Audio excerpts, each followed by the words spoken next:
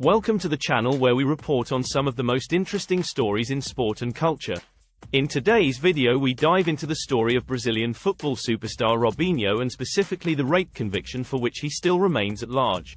Robson de Souza, better known as Robinho, was born on January 25, 1984, in São Vicente, Brazil. He is a retired professional footballer who played as a forward for several top European clubs and the Brazilian national team. Robinho began his professional football career with Santos FC in Brazil in 2002, where he quickly established himself as a top player. He won several domestic titles with Santos before moving to Real Madrid in 2005 for a reported fee of €24 million, making him the most expensive player in Spanish football at the time. Robinho spent 3 seasons at Real Madrid, where he won 2 La Liga titles and helped the team reach the knockout stages of the UEFA Champions League. In 2008, Robinho moved to Manchester City in the English Premier League for a transfer fee of £32.5 million. He spent 2 seasons at Manchester City, where he helped the team win the FA Cup in 2011. Robinho also played for AC Milan, Guangzhou Evergrande, and Istanbul Başakşehir before returning to Santos in 2020 to finish his career. Despite his success on the field, Robinho's career has been marred by legal problems stemming from a 2013 incident that allegedly occurred when he was playing for Italian giants AC Milan. On the 23rd of November 2017, an Italian court sentenced Robinho to 9 years in prison after he and 5 other males were convicted of sexual assault in the January 2013 gang rape of a 23-year-old Albanian woman at a Milan nightclub.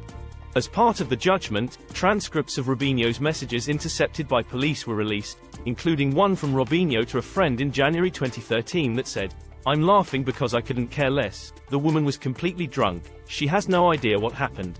In further conversations, Robinho admitted that he tried intercourse, before which his friend reminded him of the following: "I saw you when you put your penis in her mouth." To which Robinho replied, "That does not mean having sex." The conversation continued with Robinho stating, "I remember that you and I did not fuck with her because your penis did not rise, it was flaccid." The investigation also collected other conversations with friends who were present at the disco and who were also concerned about the case. In another transcribed call, he stressed that there was no evidence that they did anything. The messages were part of a larger body of evidence presented by prosecutors, including testimony from the victim and surveillance footage from the nightclub. Under Italian law, his sentencing would not be enforced until after the completion of the appeal process. At the time of the sentencing, Robinho was in Brazil, and under Brazilian law, a Brazilian citizen cannot be extradited to a foreign country. On the 10th of December 2020, Robinho's 9-year prison sentence was upheld by the Italian courts after appeal. The Milan Court of Appeals found that Robinho had belittled and brutally humiliated the victim, while he also tried to mislead investigators from the onset by providing a false version of events he had agreed upon with his friend. Italy's highest court, the Supreme Court of Cassation, upheld the conviction again in January 2022. With the full appeals process now complete in February 2022, an arrest warrant was given internationally against Robinho by the Ministry of Justice of Italy. On October 4, 2022, Italy formally requested Brazil to extradite him and his Brazilian friend Ricardo Falco, who was also convicted in the same gang rape case. Both requests were denied by Brazilian courts a month later. Robinho and his legal team have always maintained that the sexual encounter was consensual, and they denied the allegations of rape. He also claimed that he left the nightclub before the alleged rape occurred and did not participate in the assault. Robinho stated that his only regret was cheating on his wife.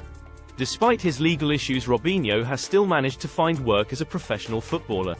In January 2018, Robinho signed with Turkish club Istanbul Başakşehir.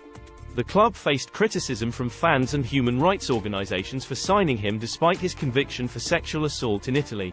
The club defended its decision, saying that Robinho had not been found guilty at the time of his signing, and that it would await the outcome of his legal case in Italy.